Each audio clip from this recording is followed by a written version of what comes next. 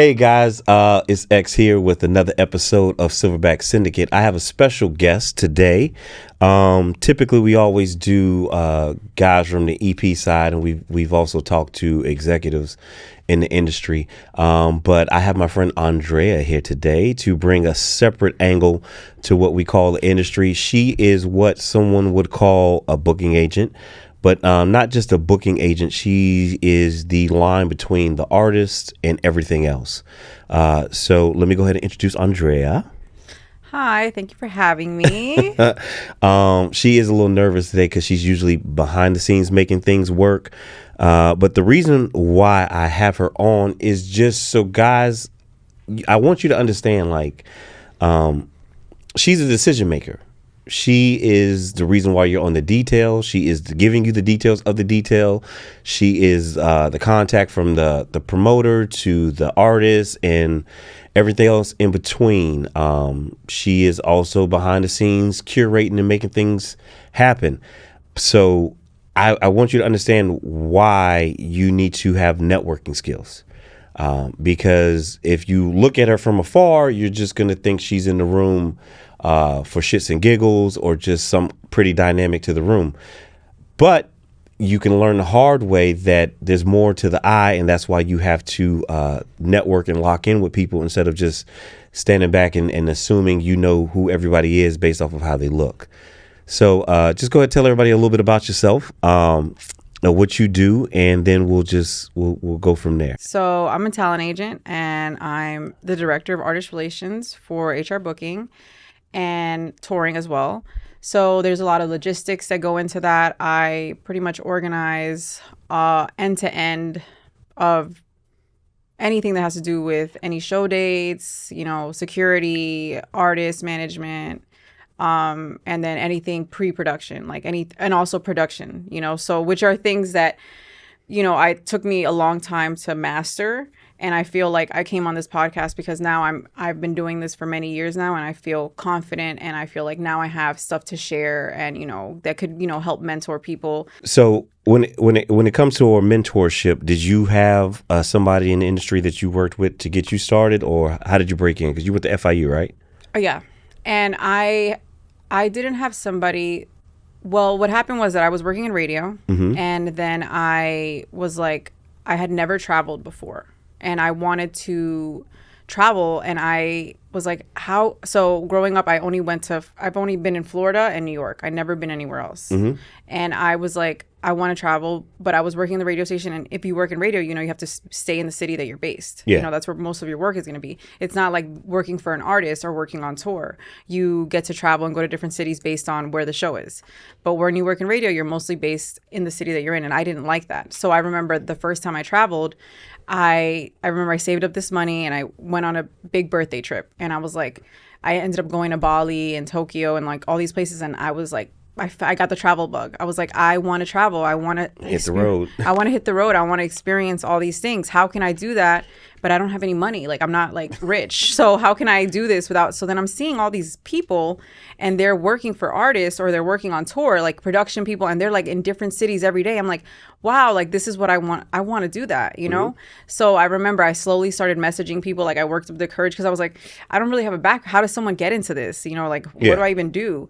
And I feel with time I realized I had to learn how to make myself valuable or bring something to the table. So when I was working in radio, I started learning how to network, and I started connecting with other managers of the artists when they would come to the station and saying, and just keeping their contact, but in a tasteful way, not because I really didn't even know what I was going to do with it yet. So when I met the person that I work for now, who I would consider my mentor, Sia, he was the person who actually gave me my first chance to go on tour and mind you, I had I was working in radio here in Miami, so I had 15 people that I knew that could have given me a chance, and I knew them very well, and they didn't, you know? So now, did you ask for that opportunity? I did. I said, hey, if you need any help as an intern or an assistant, anything on tour, or anything that, anywhere that I can fit myself in, let me know, because I really want to get involved in this, and this is something that I'm really interested in doing. And they were like, yeah, I'll let you know. And, now I even have people message me, hey, are you guys hiring? And I feel bad because I remember what that was like. It takes a lot of courage to even message somebody and ask, because, waiting for rejection is kind of like, no one wants to be rejected or something. Like, whenever you apply for something, it takes courage. You hope it's going to be. You hope it's going to work out. And I hate to be that. I wish I could give everyone a job. I wish I could help everyone. But, this business is it's a small business if you really think about it, because, think about it. When we're on tour with different camps, like these people have been working for the same artist for like 20 years. Yeah, they don't leave. They don't leave. So there's not a big turnover. And a lot of the artists are dealing with people from their personal life, long-term relationships, friendships. So it's very rare that somebody new can jump on early on who doesn't have experience or a relationship with that artist, or somebody in the camp. Like, it's very rare you can make a career out of networking with people who've been locked in for so long and have a space where you can actually be financially benefited. Yeah. Like, you could hang around for free, but for you to actually make money in those situations, you really do need to bring and show your value. So, just my little 2 cents on that. Yeah, no, and that's pretty much the point I'm trying to make. That when I asked for this opportunity from Sia, who was my mentor and gave me my first job, I connected him to an EDM artist manager that he wasn't in connection with. So it helped me open that door for him, because he mostly works in like pop, R&B, and hip hop. Yeah. So EDM is it's run differently. They have a whole different system than hip hop, R&B, and it's just different. So I connected them, and they ended up being able to make a deal and things. So then he took me seriously. He's like, oh, she actually had she had the direct contact to the artist manager. I wasn't lying. So that's what I would say. I found a way to make myself valuable, because even though I was asking people for opportunities, the only reason and the only way that I really got my foot in the door was by proving myself that I actually could deliver something.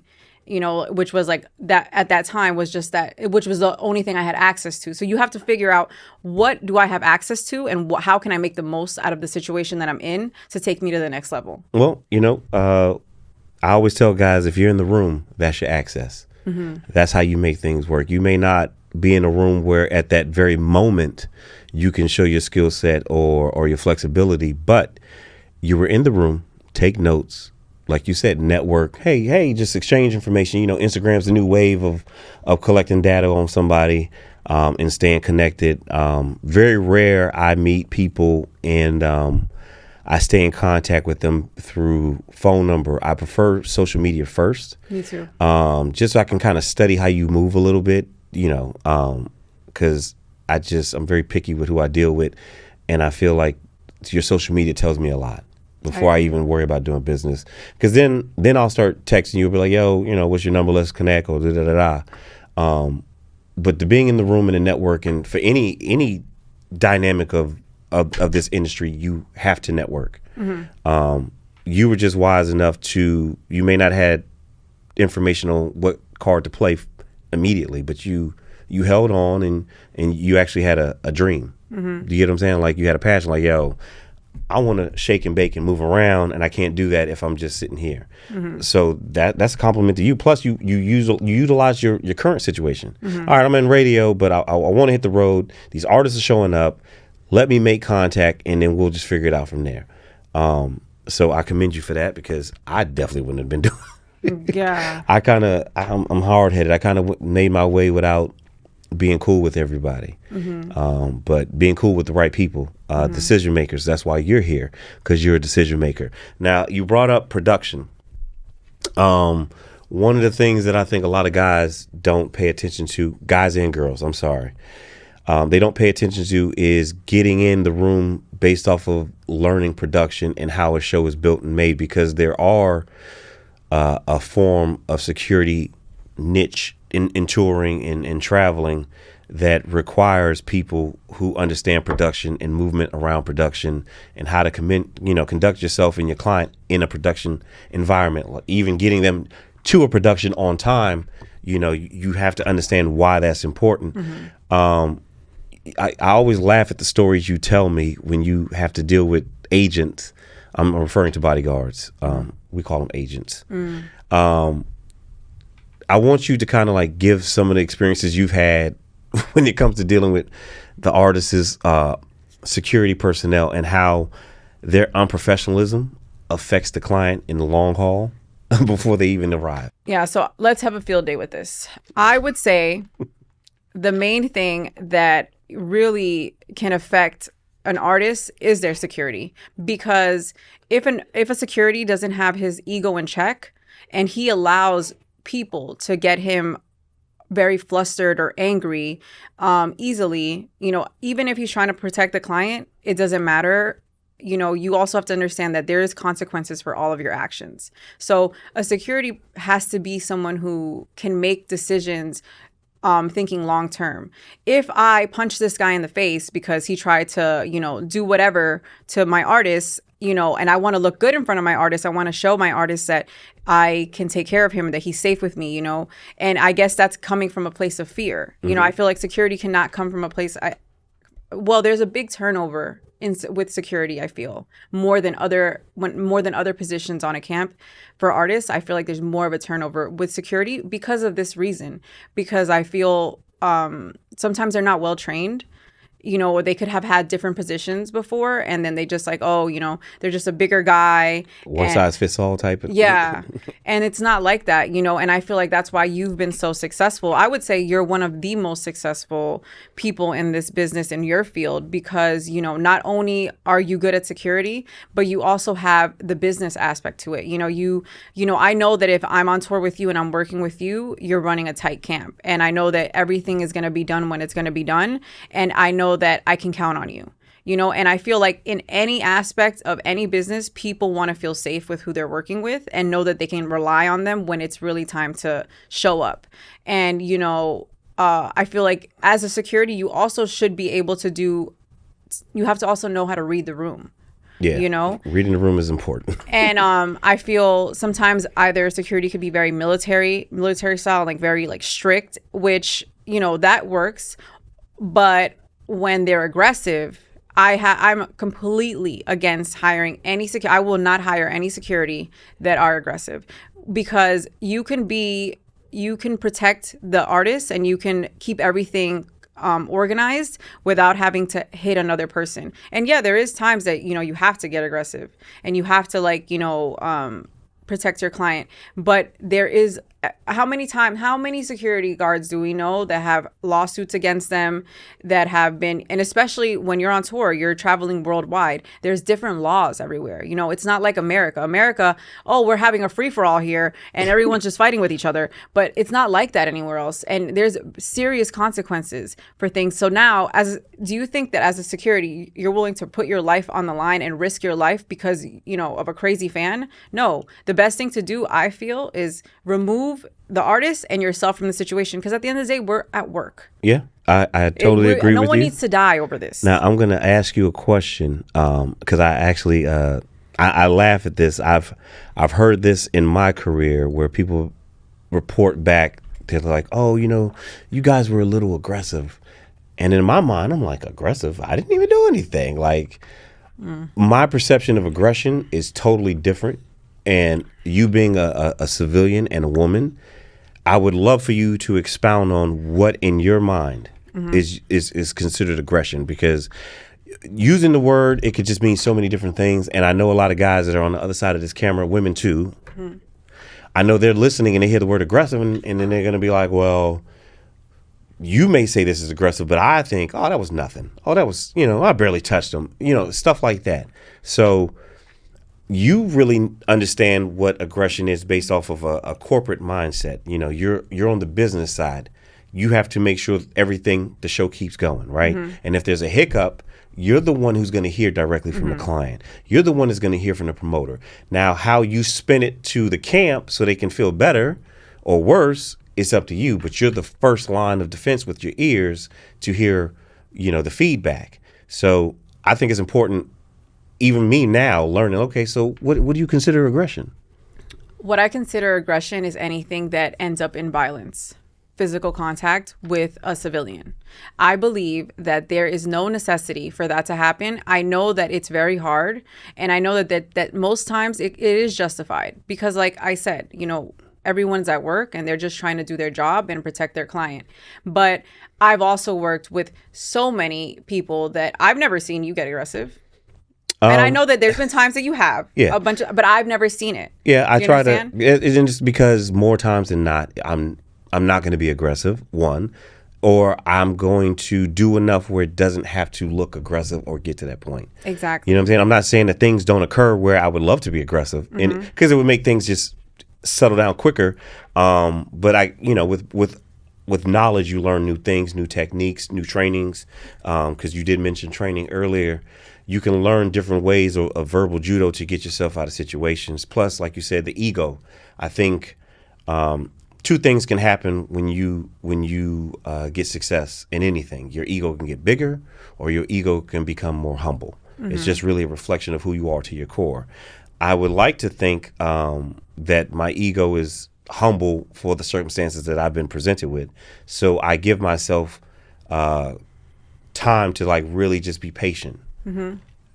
You know what I mean? Like just not really rush or jump to that natural sense. Well, I'll give you a prime example. When we were on tour for the Millennium Tour, there was a guy who jumped on stage when Trey Songz was performing, and that was a prime example of what I'm talking about between someone that is doing their job correctly and someone that could be doing their job incorrectly. So when this guy jumped on stage, there's a lot of security that would maybe have got aggressive with him while he was on stage or thrown him off stage, which I've seen with my own eyes with other camps that's what their security does, or throw them aggressively. Mind you, when you're working with this level of with high level artists, you have to understand you're constantly being filmed. And everything that you do has a consequence, because even if you could be in the right, it depends on how it's perceived and how it looks. Perception is reality. Yeah. So if somebody let's say you would have been more aggressive. So when that guy jumped on stage,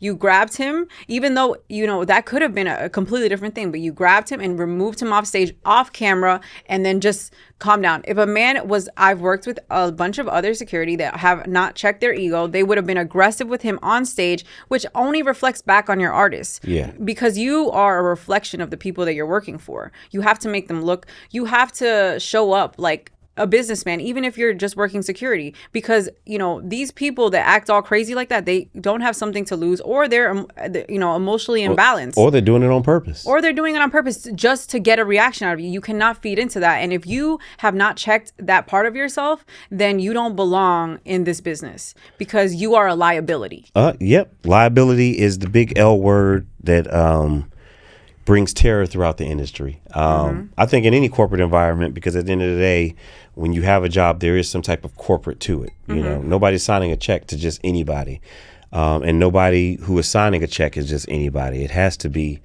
some type of corporate structure. So you do have to keep that business mindset.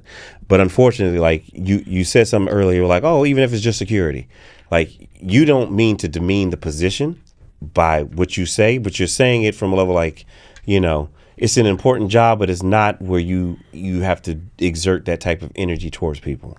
You get what I'm saying?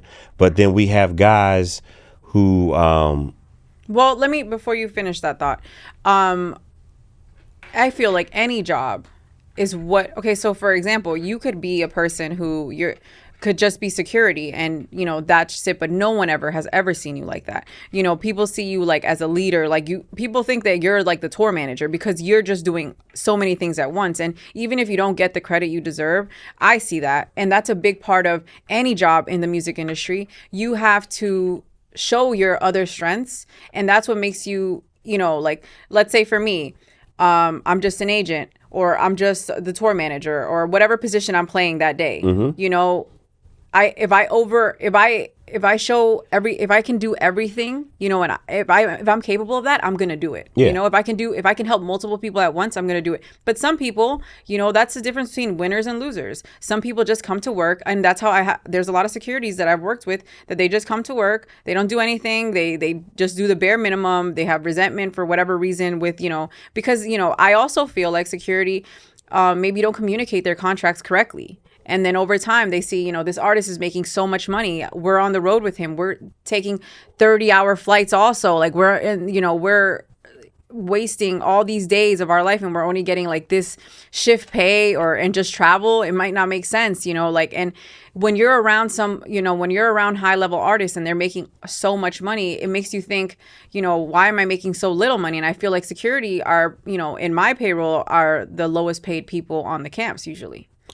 I totally agree. A lot of guys don't know anything about contracts because a lot of guys are working without a contract.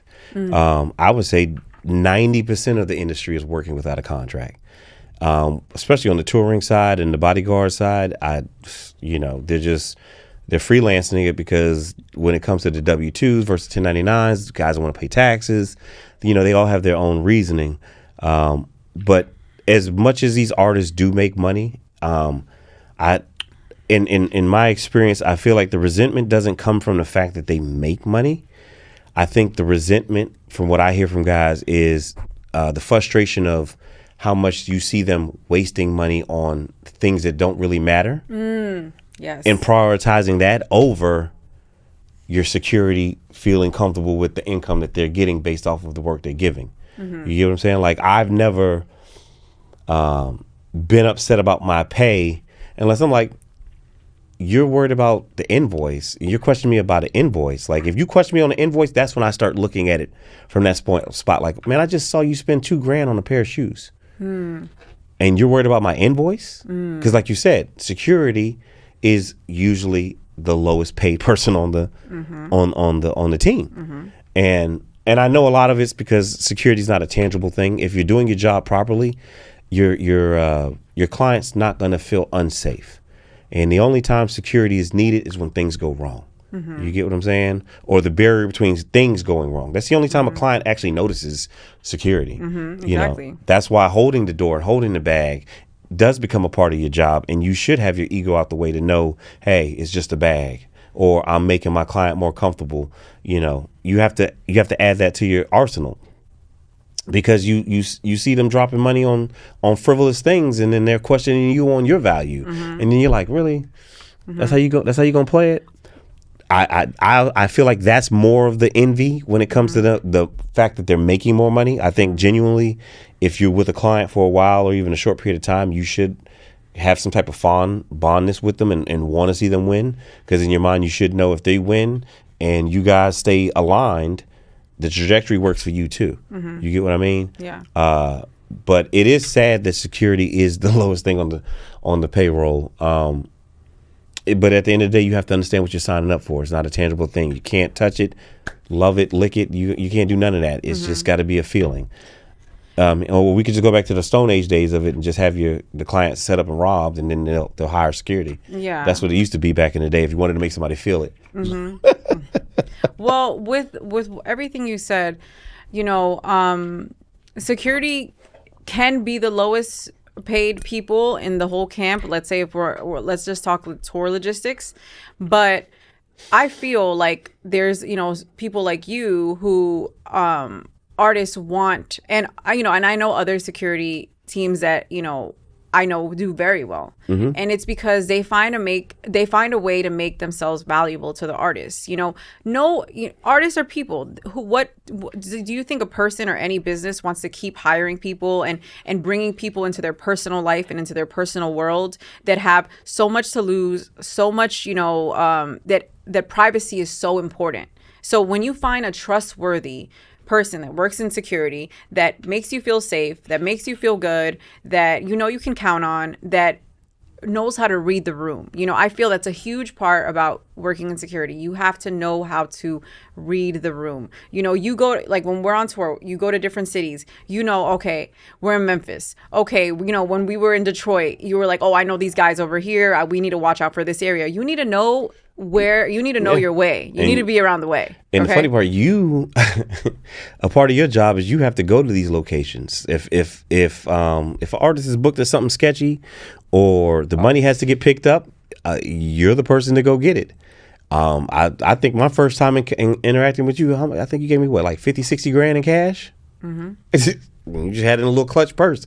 And I laughed. I said, damn, nobody would have known she had that in her bag. Yeah. You know That's what I mean? how we met. I think I gave you more than that. I think I gave you like maybe, I think like $75,000. Yeah. Cash. Yeah. And you had it on, you didn't go nowhere to grab it. There was no security with you. And I was like, Yeah. And that's a big, and you know, both of us, because that's something that we share, that, you know, a manager, an agent is going to be responsible for collecting a back end. And then, you know, you were the first person that I knew that worked in security and wasn't the actual manager of the artist, but the artist manager and the artist trusted you so much that that you handle all the logistics. Yeah. And like collect And the the money, money. and have the money. You know what I mean? Which Yeah. is like, you know, something that usually I would usually exchange that with the manager. So when I met you, I'm thinking, oh, this guy must be the manager. And usually every exchange that we've had after that, I felt like you were the manager. But even the managers like you. They're like. They talk to X about it. You know, everyone points me in your direction because you let people do their job.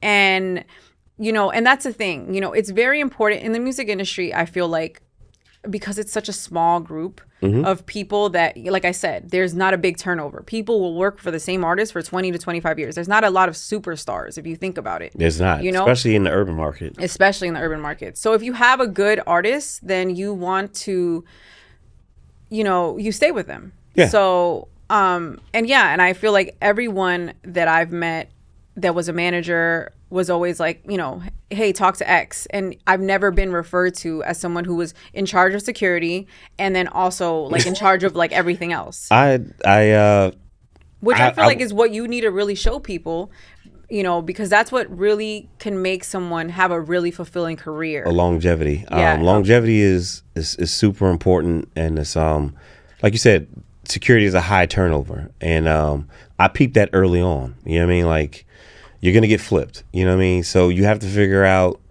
how to keep yourself on the map of somebody's thought, right? Like, they have to think of you for something. You know.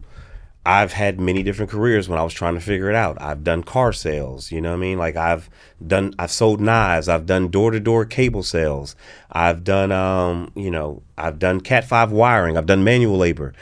And once you, like you said, you get the ego out the way and you're just good at working. You like to work. Like I like to work.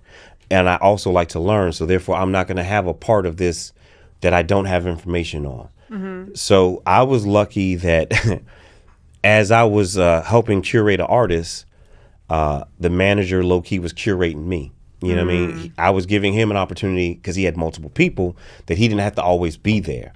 So what he started, like, I didn't peep it at first, but I didn't think anything of it. I was just like, oh, okay, cool. You know, he would have me in the emails for the festivals that we were going to and the production and the setup and the stage manager and the production manager of the festival.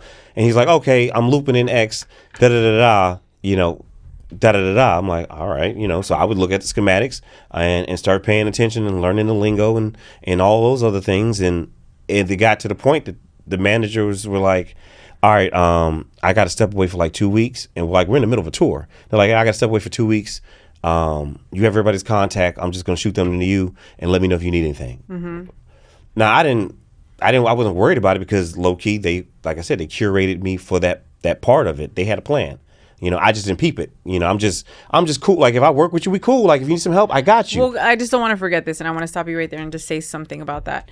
You know, the fact that they were doing that, you know, a lot of people that fail in this business, this is what they would have done in that situation. They would have said, oh, if I'm doing more work, I need to be paid. Yeah. Immediately. True. If I'm doing more work, I need to be paid. And this is a loser mentality in this business. Yeah. You know why? Because you're never going to get anyone to let you in because everyone in this business is trying to like protect what they have going on because there's not a big turnover. Yeah. So if somebody lets you in, that means they don't see you as a threat. That means they see you as someone you can trust and they're teaching you something. And yeah, it's extra work, but you learned a lot, did you not? Yeah.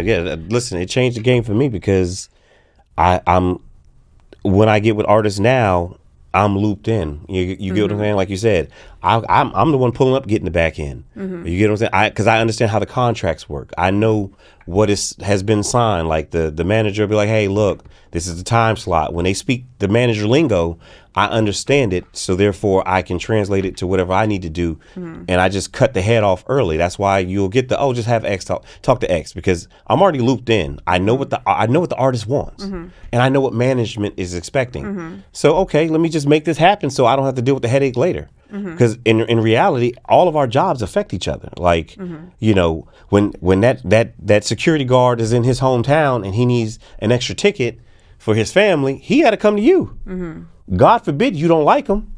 You got the extra tickets, but you told him no, because you know what? I'm not doing you no favors. But if he treats you accordingly and understands that we are a team, we all need each other, then, it should work out better. But you did mention earlier, like, you being a female is definitely harder for you.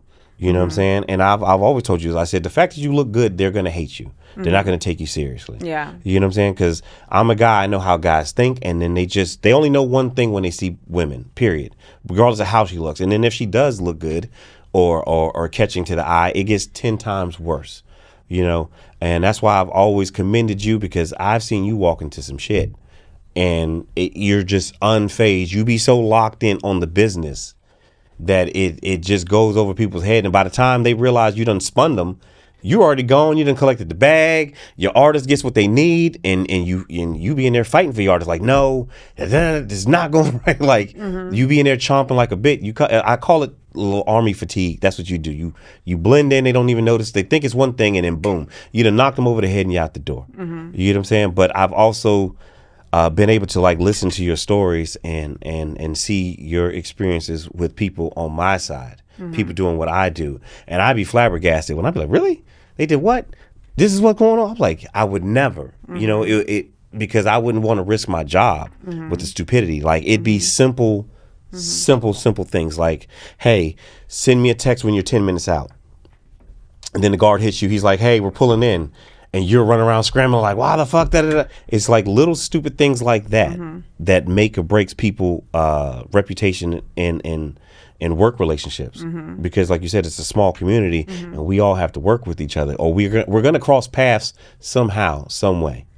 Different camps, different mentalities. But if you can just be cool, stay in the middle, neutral ground, you pretty much excel. But like you've been exposed to some dodo heads. Yeah, no, I feel like for me, if I'm the tour manager, I feel very stressed. I have a bunch of moving parts.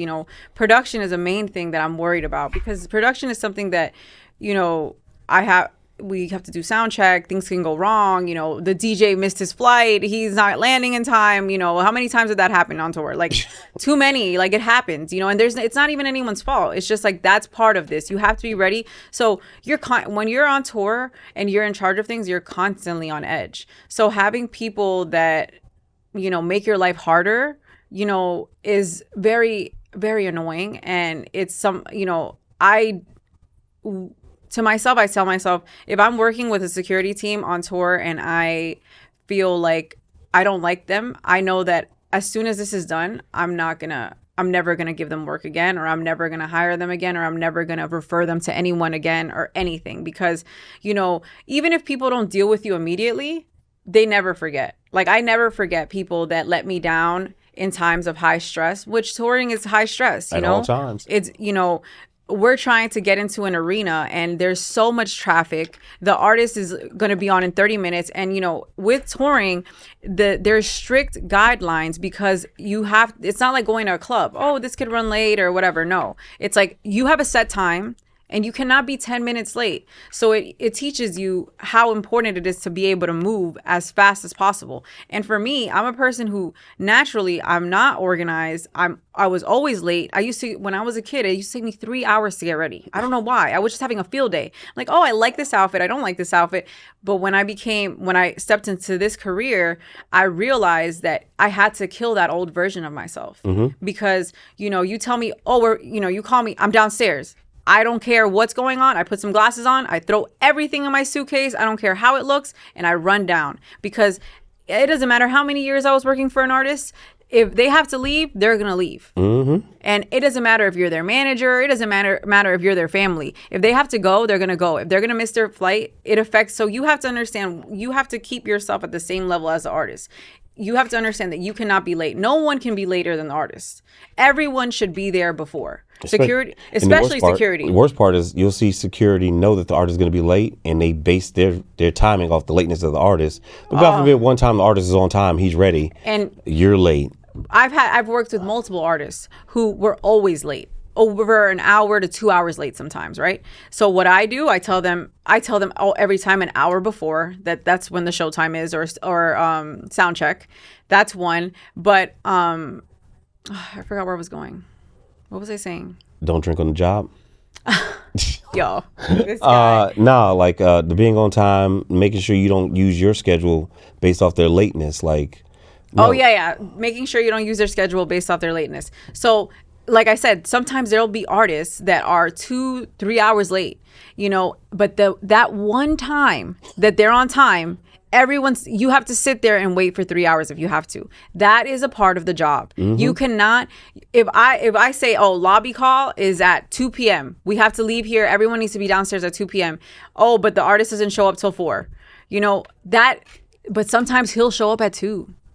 Sometimes 1:40. Yeah, Listen, sometimes I'm on the road with clients, and it's like, right now I have a group that's like 9 or 10 of them. They're all on their own time. Some like to be super early. Some will sit there and be waiting on you. Like, if you're not thinking in that mindset, and I'd be like, yo, this is crazy. And I end up having to work a little bit longer than typical standards, but at the end of the day, the job gets done. But that's because I'm very strict on how I appear with timing. Mm-hmm. You get what I'm saying? Like, I don't want anybody waiting for me. Mm-hmm. I don't even want them to think, we're they already know where I'm at. I'm downstairs. Mm-hmm. I'm just chilling. I'm sitting here. But man, you ain't got to be down there. I don't care.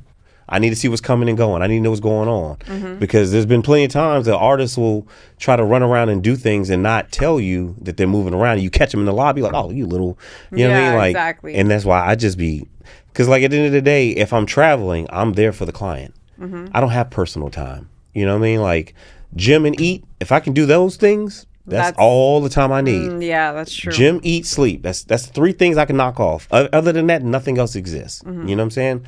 But I compartmentalize way different. I think with any career, when it comes to traveling, if you have people who aren't used to being away and they get homesick, that's when you run into the complications. That's why you don't see me on the phone talking to anybody in my personal life when I'm on the road, because I don't even want my brain to feel or think about anything home.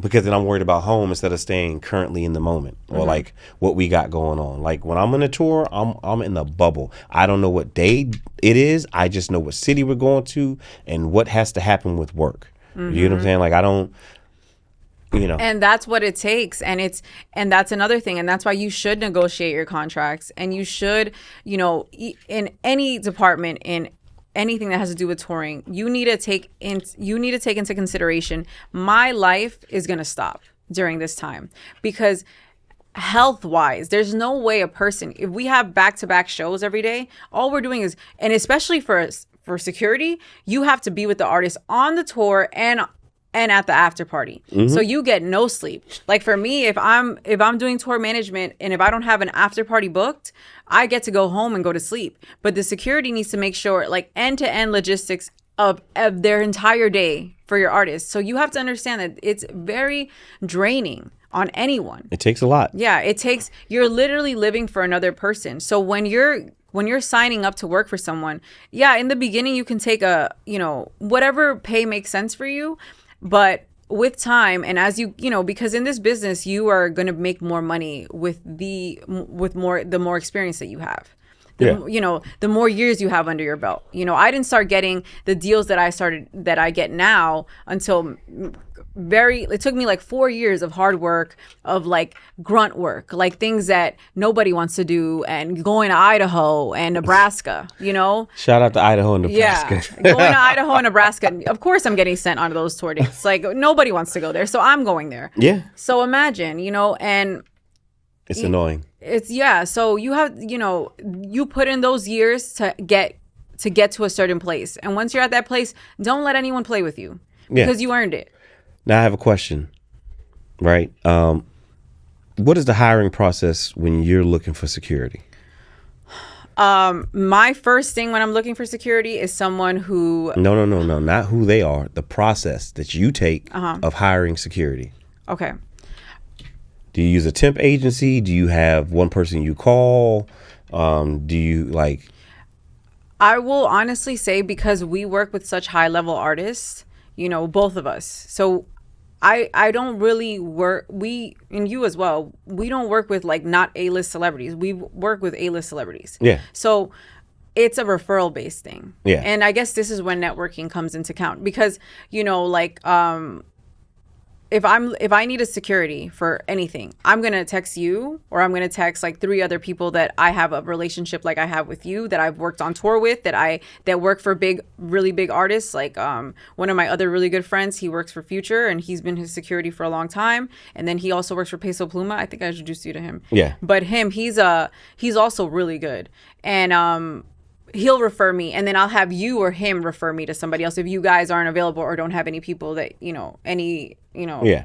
So the reason why I asked that is because I always get the question, man, how do I get on? There's a person who makes the decision right here on the camera, and she's telling you how she's making her decisions. Mm-hmm. Now, the catch-22 of it is her referral base is a safe place for her because she knows the expectation levels of the person she's asking, right? Mm-hmm. Now, there's times that the decision maker is not using a referral basis. You get what I'm saying? Now they're going to receive a resume. So now you just got a resume. I want you to explain to them in your brain, what would you be looking for? If you're just looking off the wall, you don't have a referral, it's off the cusp. I just sent you my resume because I've done this. I've looked up all the people who work at the label, and I figured out based off their title where they might lie in the decision-making process, and whether it was high or low, I sent them my information. And then I also sent, a small synopsis of like who I am, what my experiences, but this is my resume and this is why I'm reaching out to you, right? So it was cold turkey. Out of the dozens of emails I sent, it worked once. Mm-hmm. But that's all I needed it to do. Just work one time, because that can sprout into something way bigger. Mm-hmm. So I've tried it. I'm not saying you shouldn't try this, but if you're going to try this, just make sure that this is what you have on there. Mm-hmm. Bam. Here's your resume. You got the email. Oh, somebody sent you a resume. Oh, let me look at this. Before you cut into so cut this part out, but when they have the gun thing, what's it called? Carry permit. Carry permit. That's something that we care about. Okay, so I'm gonna answer now. Okay, so that is a part of your answer. We're not cutting that. Okay. So when I receive a resume and I'm looking at a resume, the first thing I look at is their experience. So experience to me, I would say, matters a lot, because references matter a lot, because not only is security about the safety of the client, but also about the privacy of the client. Is this somebody that we can trust? Is this someone that doesn't have a bad reputation for, does this security have lawsuits with other artists? And is that why he's looking for work? A-list celebrity is going to want someone who has, good referrals. So that to me would be the most important. And then also the carry permit. Yes. The carry permit. That is something else that matters. But the carry permit doesn't matter in, I do international touring. I do, I travel to places, and we book shows in places that guns are not allowed. Exactly. So that only matters so much, and mostly in America. So, I think that is 100% a requirement. And I think any security that is trying to work on this level in America should have a carry permit. Now, do you expect security to have their own insurance, or do y'all just bottle them under your umbrella coverage? How does that work? I think security should think of themselves as their own business if they want to go far, and I think they should have their own insurance for themselves. Yeah. But like I said, I work with different teams. I work with different artists. Each artist has their own budget. Yeah. Some people like to have everything. They like to use their own insurance, have everything done properly. Some people, they don't care about it that much. Some rappers, they're just like, like, I'm not scared. They have like 30 guys with them. They're homeboys, that are like, ready to do something if something happens, so the security is just there if anything else happens. But they have all these guys around them that are, prepared for anything that's going to happen. But people, usually artists working on a higher level, they are more organized and smarter. And smarter. Because they have a lot more to lose now. They have a lot more to lose. So, for me, the best thing, you have to be persistent, and you have to find the people. You have to, if you're working in security and you want to grow your business and you want to either work in touring or whatever, you have to find someone that you think is like something similar that you want to be. Like, for example, me, like the person like Sia was something similar that at that time was something similar to who I wanted to be. I was like, I admired what he did. I liked his work ethic. And I was like, this is something that I want to be like. And go from there, surround yourself around people like that. Like if I was a security, I would say I always tell when I meet, young security guards like that are coming up and they're like, oh, do you know anywhere that I can apply? And I always send them your Instagram. I'm like, look, this is someone that, he's working in the world that you want to work in, and follow him, try to reach out to him if he posts anything or he has anything available, and whatever he has, like if I was a security and you have something available, I would tell you, hey, I'll just come for free just for you to meet me, just for me to show you how I work. Yeah. Do you understand? And a lot of people don't want to do that. You can't come from a place of desperation or fear when you're trying to start a new beginning in your life. Mm-hmm. You have to come from a place of faith. Of like, this is what I want to do. I want to do this correctly. And I want to be around people like you, so find people that you want to work for, or security teams that you actually have things in common with, and then go from there, because, every genre has their own way of how they do things. So I know a bunch of artists who don't even have security. Yeah. It's unfortunate. Yeah. Which to me is crazy. So we have background as far as reputation, experience. They need to be able to carry a permit and have that lined up. Of course, you suggest that they have insurance and have their company stuff taken care of, but it's not always necessary. It's not necessary in the beginning if you're a beginner security, but as you go in, you have to understand the level of risk that you're taking working with these high level people, because there's you understand, we'll go to some cities and, maybe if we're in LA or Miami or New York, people are not as crazy. But when we go to places that they'd never see a celebrity, this is like rare sighting. There's groups and masses of people, and it's like it becomes something that you can't even contain. So you have to understand the risk that you're taking when you sign up to work for somebody at this high level. Insurance. Yeah, and you don't have insurance. You have to protect yourself. And if you're not willing to invest in yourself, then you're not really serious about your business or what you're trying to do. Now, I'm very big on image, right? Mm-hmm. So like any guy that I communicate with and they ask me questions or they send me their resume, I try not to be an asshole and just be like, yo, I'll blow it off. Like if I see something that needs to be corrected, I say it to them. And one of the biggest things is guys don't have profile pictures. They don't have professional pictures to go with their resume or their one sheet. Like they don't have a one sheet. They don't have a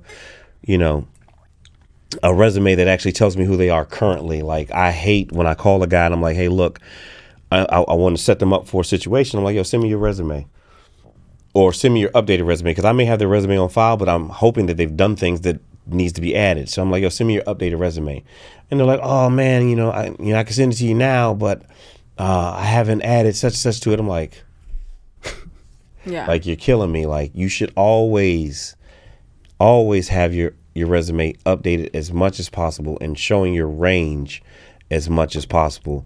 And you're as serious as you take yourself. Yeah. You know what I mean? You're as serious as you take yourself. If you treat it like, oh, okay, I'm going to get paid $500 a day, I'm just going to come get my money and then leave, this is just a side gig for me, that's all it's ever going to be for you. Yeah. You know what I mean? But if this is your bread and butter, then you can get to and it's not only artists that you can work for. I know a few securities that were working with me in the past, and then now they work for tech people. They work for bankers in New York City, and they're flying on private jets every day with and they don't have to deal with, all the fans and all the drama and all the chaos. They just work for this millionaire or billionaire client, and, they just, handle their day to day. They could either be not only their security, but maybe like, in like the chief of staff for them. Yeah. One of my really good friends became someone who is a very successful person in tech, his chief of staff, and he started off as his security. Yeah, I mean, he just liked him. He was like, this guy, he was like, he's similar to you. He's just a guy that knew how to do everything. And if you present yourself as someone who show up as who you are, show people all your ability, but also let people do their jobs, because sometimes, you know, their security. Oh, this is a huge thing. Let me highlight this. Sometimes security won't let people, like I've worked with security that if I'm the point of contact, this is my show, I booked this show, I never dealt with you. I deal directly with the artist or the artist manager. I don't need the security to be coming to my show, speaking to my client and being rude to him, or like I've had shows that there's been times that security will come to the show and they don't know who anyone is. They don't talk to me. And this goes hand in hand with me maybe being a woman and some men not being respectful to me, which also happens, which is, you know, you are not like that at all. So I know it's hard for you to even understand. But, you know, I've spoken to you about situations that I've been in that is like, you know. It's crazy to me because I'm like, well, why? Why? What was it for? Exactly. You know what I mean? Those people are fired. So, because even if it wasn't that I fired them, at some point, you know, because people have patterns and you're going to get caught. You are not supposed to be, play your position. That's the best thing. Play your position. I let people play their position all the time. Sometimes I could be in charge of everything, but I feel like if, like in the situation that you were in, that when you started like being, you know, getting in copy on all the emails and stuff like that, if I see someone I can trust and I feel do it, you know, and then I'm working on other things so we could grow even more and move forward. And then now we're on other projects and now I'm bringing you with me. Let me focus on other things, but now I know that I can trust you. And this is how you build a team. Yeah. You know what I mean? And that's what everybody wants. Nobody in this business wants to start over and over again with new people, you know, because there's so many privacy matters and so much NDA stuff that's annoying and that, you know, you don't want to have to go, you don't know who you can trust. So once you build that relationship, it's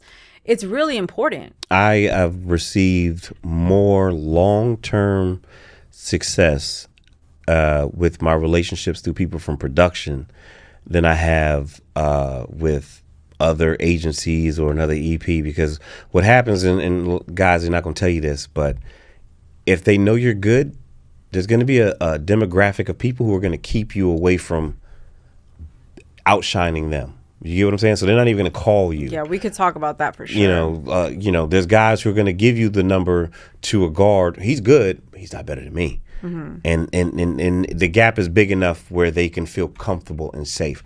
I don't care. If you're great, go be great because you make me look good. Mm-hmm. So I don't want nobody who's not trying to beat me and trying to be the best version of themselves to excel at their career. You get what I'm saying? Mm-hmm. So it gets tricky, and this goes with everything. It's not just EP. It's every part of this business. Mm-hmm. But yeah, my career has taken strides because of people from production, because of people like yourself, or you know, I've gotten jobs because I'm respectful towards women. Mm-hmm. I don't emasculate myself by demeaning the woman that I'm talking to in whatever position she's in. I talk to the female guards as well as the ticketing lady all the same way with respect. And I do that with the guys too. Even if I don't like you, I'm still going to respect you until you disrespect me. And then we'll have a conversation and address it, move forward. But people like to work with who they like. You get what I'm saying? And people like to deal with people who are easy to work with. Like there should be no reason why I'm talking crazy to the promoter because I'm so busy being the mean, tough guy that I don't check in with the woman who's been there all day and knows what's going on. Be like, yo, is there anything I need to know? Like, you know, what's the situation? What's the set time? You know, do we have any guests? How many comps do we have? You know, you just want to work with people. Like, there's no need to come in there with a chip on your shoulder like, hey, listen, this is what we're doing. We're going directly to the stage. We're not taking pictures. We're not talking to anybody. Like, that don't get you nowhere. Especially not with me. With the minute that I meet someone from a different camp and they start acting like that, I allow them. I allow everyone to be who they are. But I remember. And I know that, yeah, like, don't ever ask me for anything. Don't ever ask me for anything. We all work together. And if someone asks me about how you are, I'm going to be honest. Yeah. You know, so understand that, like, this is a small circle of people. And, you know, if I see, you know, a security being, you know, rude or mean to people, unnecessary, this is the whole thing. Don't do anything unnecessarily. If you don't have to be aggressive, don't be aggressive. If you don't have to be mean to people, don't be mean to people. These people are just here to have a good time. They're spending their hard-earned money that they work all week to make to come see a show and have a good day. Don't ruin that experience for people. Don't be a miserable person when you go to work. And I feel like sometimes in every department of music, we're so stressed and tired, and, you know, especially for security, because you guys are like, you know, having to like tell people no all day. Can I get a picture? Can I get a picture? No, you have your guidelines, and you have to be the bad guy. As a security, you have to be the bad guy, because, you know, an artist never wants to look like they're denying someone a picture or a video or being rude to somebody. But artists are also people. They get tired just like anyone. They're not, you know, like, no one is a robot that they can just be constantly energy drained. Smile. Like, come on, anyone. Yeah, those are the demonic clients. If you got somebody like that. Yeah, anyone will get tired. So, you know, as a security, you guys get guidelines of like what the artist feels comfortable doing today, or what their energy is for the day. You know, and that's something that, you know, you have to understand your artists and understand what their needs are and be able to read them. You need to be able to think for them. Like the artists that I work with, I've been working for them so long, I already know by how they look, their demeanor, how they're walking, how they're breathing. Oh, okay, today's not the day for this. No, he's not in the mood for this. Let's just go in and do this. Or, you know, today he's in a great mood. Let's try to get some pictures here. You know, I'll push him more. Whoever I'm working with, I'll push the artist more to do, you like I said, when you make your artist look good in any department in this business, it's making you look good, because it's showing your work ethic and what you bring to the table. Like, because you bring this out of people. And that's why security I know people who are on a payroll, and, you know, the artist is like, this is what I'm paying you yearly, because I like having you around. You understand me. You know, it's even like assistants, like executive assistants. Some people will pay, if you find a person that really understands you and that really knows what your needs are and really takes the time to see what's missing in your life and what's falling through the cracks, filling in the gaps, falling through the cracks, that I can help you, like, make you a better version of yourself. That's the person that they're going to hire. That's the person they're going to keep around. That's the person that they're going to pay more money to. And if you build that relationship with good communication, you can say, hey, look, I've been working for you for 2 years now. You know, I want to be, and that's another thing we should talk about, how in this business, it's not like a corporate job. You know, when you're working for artists directly, you know, they, you know, in every job, usually every year you can get a raise. Yeah. But in this business, I know people who've been making the same rate pay for the past 10 years. And they don't know, because they live in a state of fear. Oh, what if they fire me? What am I going to do? Like, this is the biggest artist out now. Right? What's next for me? You got to know your worth. Who will take me? You got to know your worth. You got to know your worth. Like you said, don't let people play with you. I want to thank you for stopping in today, because I know you got a flight booked in the morning, I think. Yeah. And you got some stuff going on tonight. But yeah, I felt like it was important to get you on here, because I always like how you just tell it how it is and put it out there. Plus, you moving forward in your career, you're making decisions now, but in a year or two, you know, people really have to feel it, because it's going to be an end-all be-all situation with you. So I kind of want everybody to just get a chance to see that perspective, especially coming from a woman, because, you know, men, we typically know how to deal with guys, but I need people to understand that the decision makers who don't look like us and are of the opposite sex, they have a different mindset. They have different expectations, and they notice different things. You've constantly said looking good. Image is important. Outfits are important. Oh, yeah. You know, don't look sloppy. Wear all black. Don't look sloppy. Have new shoes on. Have a new black shirt. Don't. About to say deodorant. I saw it in your mouth. You about to say deodorant. Hygiene is important. Hygiene is important. Everything is important. So for the people who always judge me talking about looks, I told you, your look can get you a job, and it can get you really fired. Can. Remember, together, Ape Strong. Thank you, Andrea, for being here today. Peace. Bye.